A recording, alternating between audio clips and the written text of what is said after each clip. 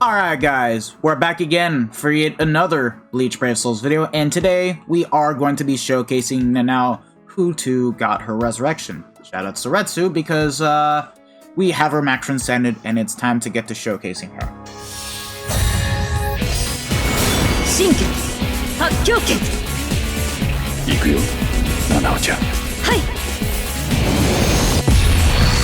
Now, before we get to see what she picked up on paper, I'm definitely going to start off by stating that in terms of the damage upgrades, Nanao sought the least amount of upgrades compared to Gremmy and Lige with what they got, and these are characters mainly made for PvE content.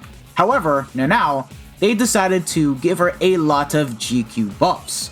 And this is where her role comes in. She's going to be a great support character, which is going to be almost about the same scale as the Manor Orihime and the Future Society Orihime. And you guys will see why in a bit. But now, let's just go ahead and dive on in with this character. What did she pick up? On the soul trait, she picked up full stamina only, increased strong attack damage of 20%, and that's already good. This is Heart's second link to have that, the first being Mugetsu, so it's always great to have another one of these links available to us. So, yeah, she has the Espada Killer, so we are going to be using her in the current ranged Espada guild quest just to see how well she performs now. That being said, in terms of the rest of the 6-star abilities, she had Sprint +1 as the 6-star ability, now got moved up to being an innate ability. And keep in mind, she does give out barriers on the second strong attack. Just letting you guys know right now because this is important, besides boosting. And she picked up weakened immunities, so now in her own GQ rotation, you don't even need to give her the weaken resistance bonus ability with a link that has recharge and weaken resistance, so pretty good.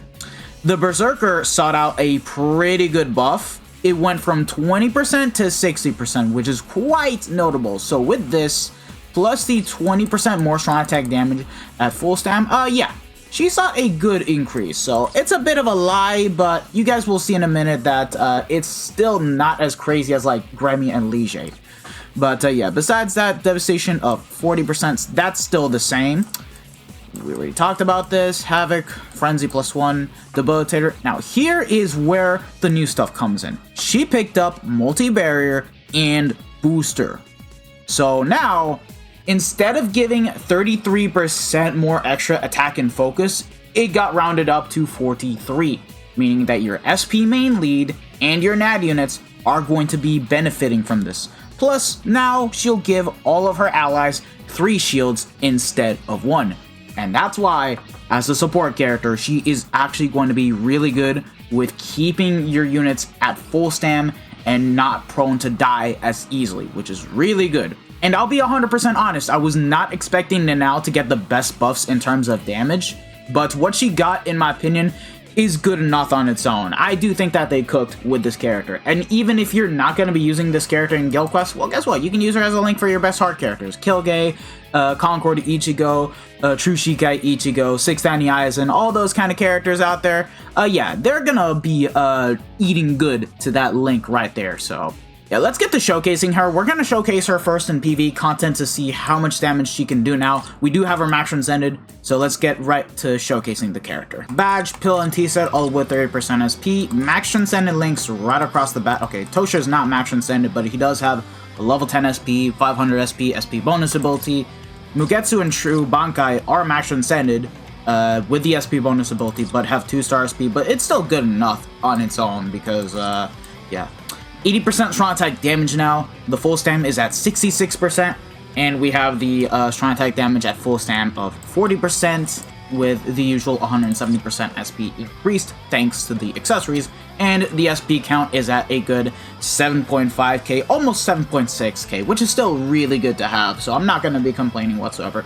And since Nanao is already going to be boosting with the second strong attack, we can actually go for double strong attack damage buffers. So we have Ginjo that gives out the extra 20% strong attack damage to heart characters, and then Zangetsu, which gives out another 20% strong attack damage buff to heart Soul Reapers. And because they're different multipliers, Nanao is going to be benefiting from both of the upgrades, and we can easily make use of that.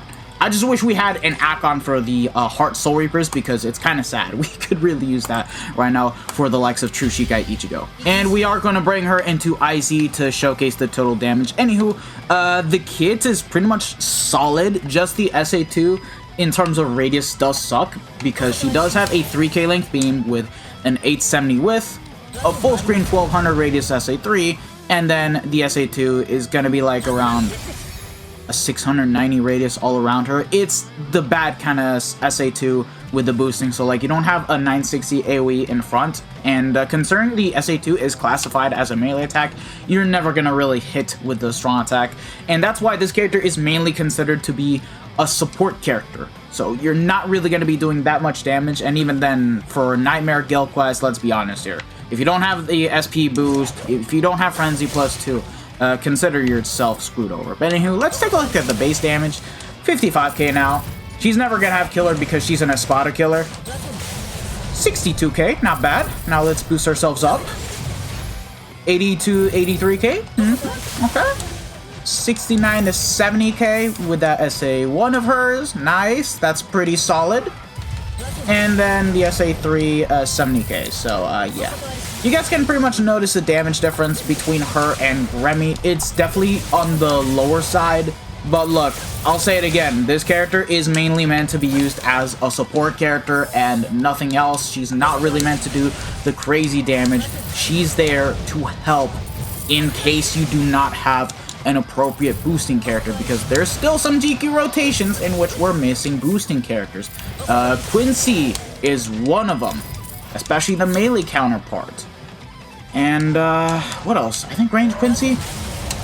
We'll dive into what killers were actually missing boosting characters of that kind of sort. And then now, she can actually fill the role of Manor and Future Society Orihime, so there's that to take into consideration. And, yeah, other than that, the upgrades are pretty solid. I can't really complain as much, and I can understand what they went with. And even then, lads, don't forget, you can use her as your best link for heart characters. So, getting her max Transcended is never a bad idea. If you have her 3-5, go to the special move training grounds and get her done. I'm currently doing that myself since I have her 3-5. And before diving into Guild Quest, we may as well do a solo co-op Inheritance Trial run. Anywho, the setup is pretty much 100% the same. You guys don't really need to see much here, and I've kept the bonus abilities intact. We're just gonna see if she can at least plow through the enemy mobs. I tried her out myself in co-op IT. That being said, mine is only 3-5. Again, I'm currently working my way to getting her done, but at 5-5, I think she should be okay to decent-ish in terms of clear time. Since now her damage output has pretty much scaled up high to the point that she's almost on the same level as the Mind Noel, which is kind of crazy. But, yeah, of course, not having guard break is bad here. Wow, this is such a big, massive difference between Lige and Remy. Although, to be fair, Lige already had guard break from the start. Remy getting guard break is such a big, W. But, yeah, she's okay. No cap, I actually don't like this. I'm gonna keep it real with you.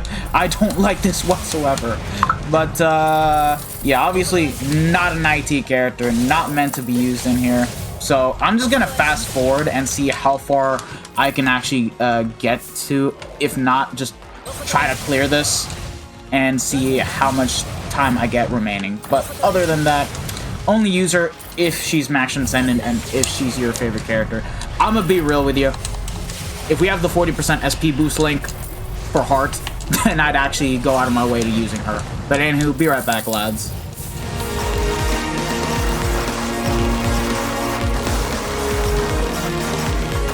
Okay, we got an extra stage, but since these are easy to plow through, I guess it won't really matter much.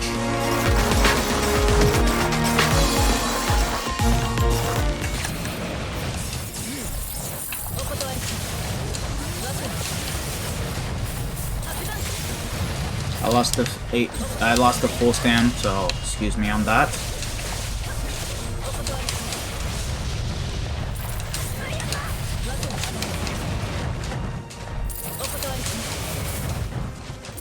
And there we go, we're done with the quest, and let's see how far it did take me to beat the Inheritance Trial. So, yeah, let's just go and get right into it. 3 minutes. I mean, it's not bad, actually, now that I think about it. I kind of judged her a bit unfairly. But I just realized this IT, enemies were immune to paralysis. Were they immune? Oh my god, I somehow forgot about this. I can't believe it, bruh. But I still did okay, despite not being able to inflict status ups. Well, I guess a revisit is in order, but I want to do that once we get the 40% SP boost, Link. I do not care. Don't at me. Let's get right into guild quests. Alright, here we are in Guild Quest. Now, let me just start off with the preface that Nanao is always going to be a supporting character and never a damage dealing character, because if you go ahead and use her into Guild Quest, you're just not clearing whatsoever. You're not doing it, you're not touching very hard, and you're especially not touching Nightmare unless you have good, capable side units that can actually cover you. And you guys will see what I mean in one moment. Okay, here we have her built up fully and ready to go. And the side units are pretty much going to be Transcended Abidama, full Nad, and then Yukio right here with a good amount of recharge and Nad. Wait, why the hell is Uetsu being used? Okay, there we go. We replaced the Uetsu for the Byakuya, so now it's going to be a lot better. So let me show you guys what I mean when it comes to using in-guild quests. So for starters, when it comes to damaging with the SA2, you f***ing failure! Yeah, only 1 damage, which means only this. But if you're using her as a side unit and not a main unit like I am doing right here, she's actually going to be a lot better of a character to use because she is there for supporting. Compared to goddamn Parasol Rukia, who is a damage dealing character and her SA2 only does 1 damage. You f***ing failure! She does just a bit of damage, nothing too crazy.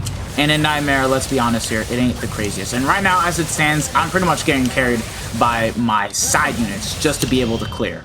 As you guys can see right here. I'm just gonna nuke with the Soul Bomb. Boom. Yeah.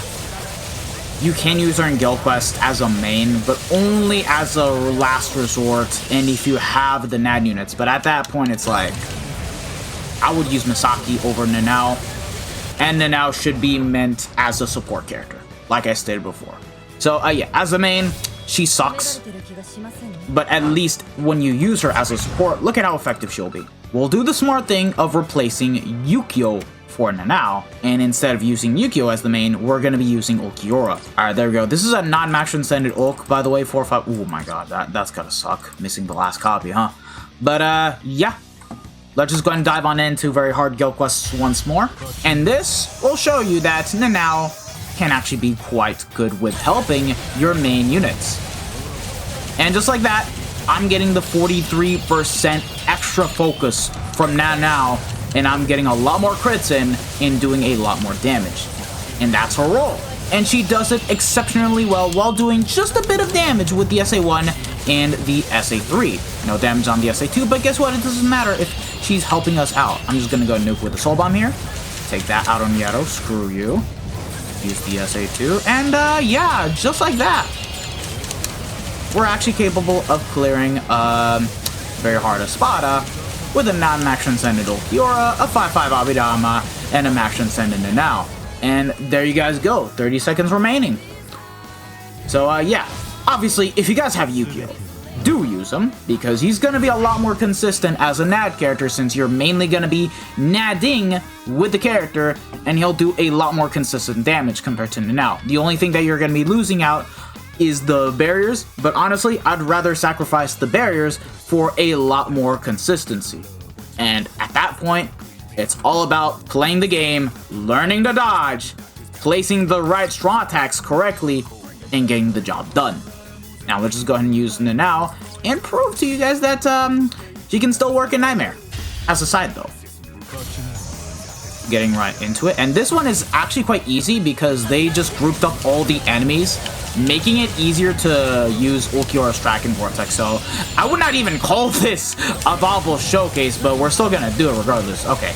The one thing that's gonna suck though is when Nanao procs the paralysis against the bosses, and she steals the SP boost. So there's one thing to take into consideration.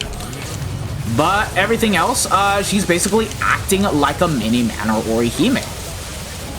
If you don't have Manor Orihime, this Nanao is a viable option. If you do not have the likes of, well, Future Society Orihime, once again, the Nanao is going to be a viable option. And look at that, we're actually clearing quite good here. This isn't bad whatsoever. I'm just gonna nuke.